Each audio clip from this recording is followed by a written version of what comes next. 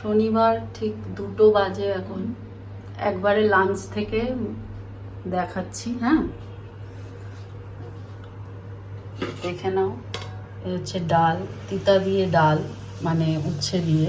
ঠিক আছে, কিরকম দেখাচ্ছে, যতটাই সুন্দর ততটাই কিরকম দেখাচ্ছে। ঠিক আছে, এখানে রয়েছে ভাত, এখানে রয়েছে ভাত, আর এখানে রয়েছে হলো গিয়ে উচ্ছে আলু ভাজা। শনিবার আজকে একটু নিরামিষ খাবো। আমি রেগুলারলি নিরামিষ খাই না, বাট আজকে খাবো। এখন অবধি খেয়েছি। প্রথমে ভেবেছিলাম উপোস করব, তারপরে এখন চেঞ্জ করলাম যে না, নিরামিষ খাবো, উপোসটা করব না। ঠিক আছে, তো আর ঘি রয়েছে, গরম গরম ভাতে ঘি আমার খুব ভালো লাগে। আর এইখানে আমি সোয়াবিনটা কোনো তরকারি করতে পারিনি, সোয়াবিন সেদ্ধ করে একটু ঘি আর হলুদ নুন দিয়ে ভালো করে ভেজে নিয়েছি, জলটা চিপড়ে। হেভি লাগছে কিন্তু খেতে। আমি সোয়াবিন খেতে খুব ভালোবাসি, তো এইভাবেই প্রোটিনটাকে খাবো আর কি। আর এরপরে খাওয়ার পরে খাবো হচ্ছে এটা। আজকে আমার হাজব্যান্ডও রয়েছে, তাই একটুখানি এইসব খাওয়া দাওয়া হবে। আর তারপরে খাবো আঙ্গুর, আর এই হলো গিয়ে আমার পেয়ারা। পেয়ারার মধ্যে আমি এই বিট নুন আছে, এখানে দেখতে পাচ্ছ, এই বিট নুনটা লাগিয়ে নিয়েছি। এবার খাওয়ার পরে এটা খাবো। এই হলো আমার দুপুরবেলার খাওয়া দাওয়া শনিবারে। ঠিক আছে, আর কিছু খাওয়ার তো নেই। এইটাই হচ্ছে আমার শনিবারের খাওয়া। আর একটা খাবার আছে, সেটা হলো গিয়ে স্যালাড। দেখছো, শসা, টমেটো। এটা আমার হাজব্যান্ড কেটেছে অ্যাকচুয়ালি। আমি হলে গোল গোল করে ছোকলা শুদ্ধ কাটতাম। হ্যাঁ, শসা আমি ছোকলা শুদ্ধই কাটি, আর উনি আবার ছোকলা টোকলা খেতে পারে না। হ্যাঁ, আলুর চোকলাও আমি ভালোবাসি, সেদ্ধ আলুর চোকলা, আমি সব কিছুই চোকলা শুদ্ধই ভালোবাসি। উনি আবার খেতে পারেন না, উনি দেখুন চোকলা ছাড়িয়েছেন। কিন্তু আমি হলে গোল গোল করে কাটতাম। আর এই টমেটোটা অ্যাকচুয়ালি গোল গোল করে কাটাও যেত না, অ্যাকচুয়ালি নরম হয়ে গেছে খুব, তাই জন্যই হয়তো ও এরকমভাবে কেটেছে। এরকম স্যালাডটা মানে একটু দেখতে কেমনই লাগছে, কিন্তু ওই পেটেই তো যাবে। ঠিক আছে, জামা কাপড় মেলা হচ্ছে। বাবা যা লাইট দিয়ে দেয় না ফোনে, দেখাতে চাইবো এক, আর দেখো জামা কাপড় মেলা হচ্ছে। ঠিক আছে, আমি ভিজিয়েছিলাম, উনি কেচে দিয়েছে, মেলে দিচ্ছে। সেটা আমি মেলার প্রশিক্ষণও দিলাম, তারপরে উনি মেলছেন। তো খাবারটা, ভাতটা বেড়ে ফেলি।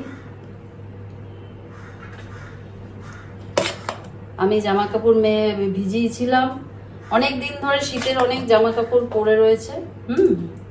তো সেইগুলো কাচা হচ্ছে না। আমার কাজের লোক, সে কাচবে না, তার অনেক রকমের রোজা রয়েছে, এই রয়েছে, সে তার মুডের উপরেই আমাকে চলতে হয় মোটামুটি।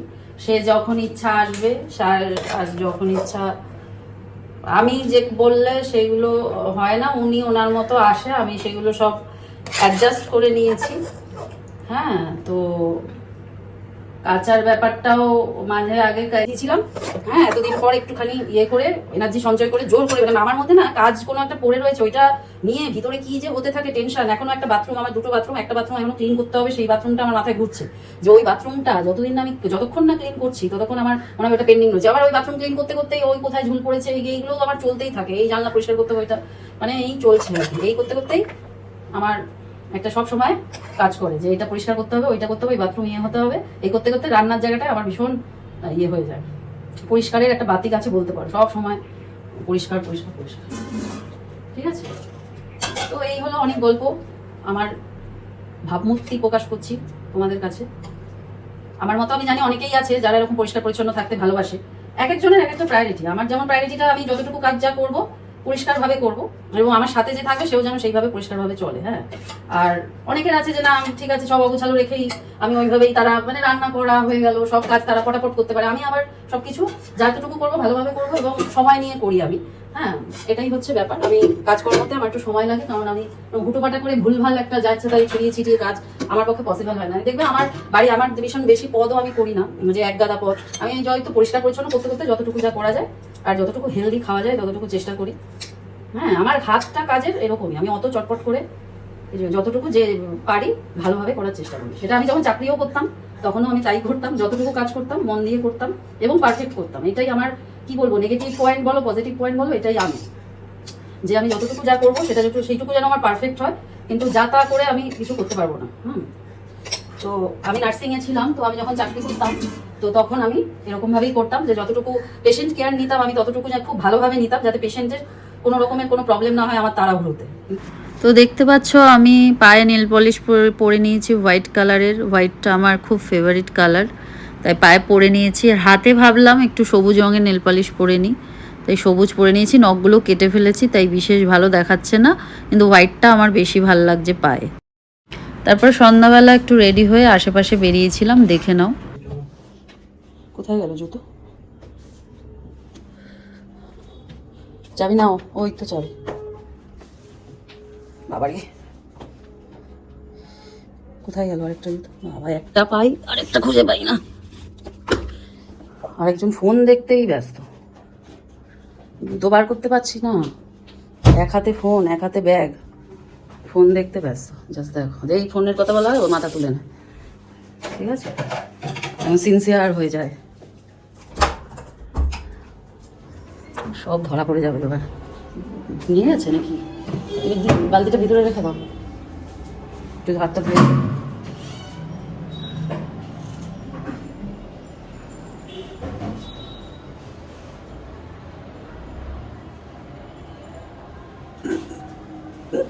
এখানে সব কেটে দেবো মুখ দেখানোগুলো। এত বড় একটা মুখ হয়েছে আমার, মানে ভাবনার বাইরে। মুখটা যতটুকু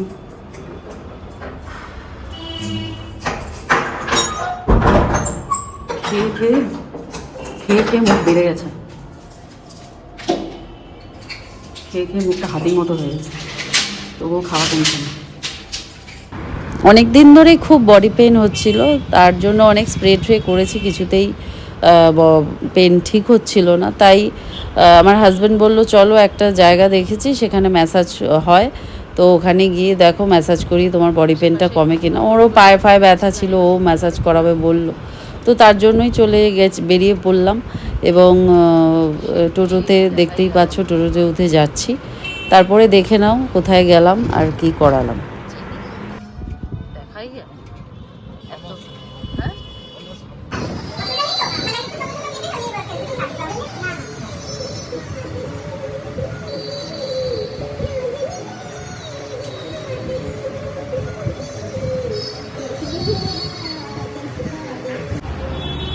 কি বলবো, বডিতে প্রচন্ড পেন, তার জন্য চলে এসছে আমাদের এখানে রথতলায় একটা রিল্যাক্স জোন হয়েছে, রিল্যাক্স জোন।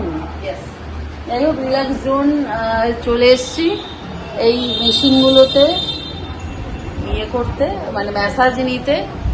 20 মিনিটের একটা ইয়ে নিলাম, খুব মানে এত রিল্যাক্স লাগছে, এত পেন ছিল যে মনে হলো যেন আরও মনে হচ্ছে আরও 20 মিনিট নিলে ভালো হয়, কিন্তু এখন আমি নেব না, আবার নেব পরে, মাঝে মাঝেই আসবো। প্রচুর বডি পেন হয়, আর ঘাড় ব্যথা, পুরো ফুল বডি পেন ছিল। সেখানে এত ভালো লাগলো, আমি প্রায় ঘুমিয়েই পড়েছিলাম। এই এখন আবার উঠলাম, উঠে একটা রিভিউ করছি, খুব ভালো লাগলো। আমি তো এখানকার পার্মানেন্টলি কাস্টমার হয়ে গেলাম, মাঝে মাঝেই আসবো। প্রচণ্ড ব্যথা হয় আমার, পেন, বডি পেন হয়, আমার হাজব্যান্ডেরও হয়। আমার হাজব্যান্ড পায়ের ইয়েটা করলো, কেমন লাগছে? হ্যাঁ, খুব ভালো ওর ফিল করেছে। ওকে বললাম ওটা করতে, ও আবার করবে একটুখানি কদিন বাদে। তো খুব ভালো লাগলো, ওনার সাথে কথা বলেও খুব ভালো লাগলো। Thank you so much. আবার এসো, আর সবাইকে তোমার ভিডিও মারফত জানিও তারা আসুক, এসে এই ম্যাসাজটা নিক, আশা করি খুব ভালো লাগবে। এই ম্যাসাজটা নিলে বডি সার্কুলেশনটা, ব্লাড সার্কুলেশন যেটা, সেটা খুব ভালো হয়। তারপরে একটা রিল্যাক্সেশনের ব্যাপার থাকে, যে সারাদিন কাজের পর মানে ক্লান্তি ভাবটা দূর করে, ভালো জিনিস। যারা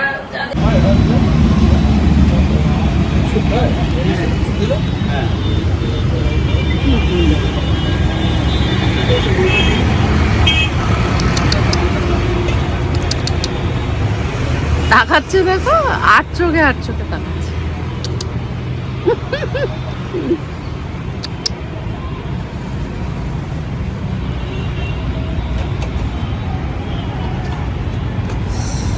800 কে ভালো সুপ দেবে? আমি নিজে খেয়ে নিই, তারপর দেখছি।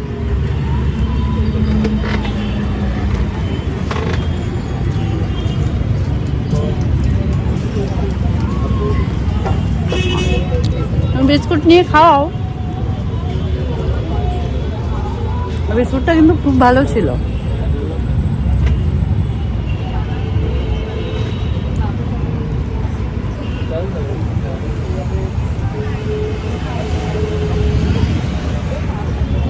ক্লাব টাউন হাইটসের এখানে না,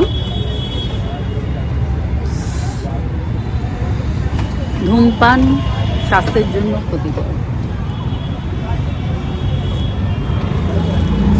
যাই হোক, খুব রিল্যাক্সিং একটা বডি ম্যাসাজ করিয়ে চলে গেলাম চা খেতে রোড সাইডে, রথতলা রোড সাইডের একটা দোকানে। ভীষণ ভালো চা, তাই জন্য আমি দুবার চা খেলাম। বিস্কিটটা চয়েস করেছিলাম, সেটাও দারুণ ছিল, তাই দুটো বিস্কিটও খেয়ে নিলাম। তারপরে সেখান থেকে একটি কুকুরও ছিল ওখানে, তাকে আবার বিস্কিট টিস্কিট খাইয়ে সেখান থেকে চলে এলাম একটি অ্যাকোরিয়ামের দোকানে। অ্যাকোরিয়াম আর একটু মাছ নেওয়ার শখ হয়েছে, তাই আইডিয়া নিতে এসেছিলাম। তাই এই মাছগুলো দেখো এত কিউট, ওদের সাথে খুনসুটি করতে আমার অনেকটা টাইম কেটে গেল। তারপরে আমি এইসব আইডিয়া নিয়ে বাজার থেকে হেঁটে হেঁটে, ওখান থেকে রথতলা থেকে হেঁটে হেঁটেই বাড়িতে ফিরেছি। তো ফেরার পথে আটার রুটি নিয়ে নিয়েছিলাম, বাড়িতে এসে দুধ দিয়ে নলেন গুড় দিয়ে খেয়ে নিলাম। আবার আসবো নতুন ব্লকের সাথে। Till then bye, tata.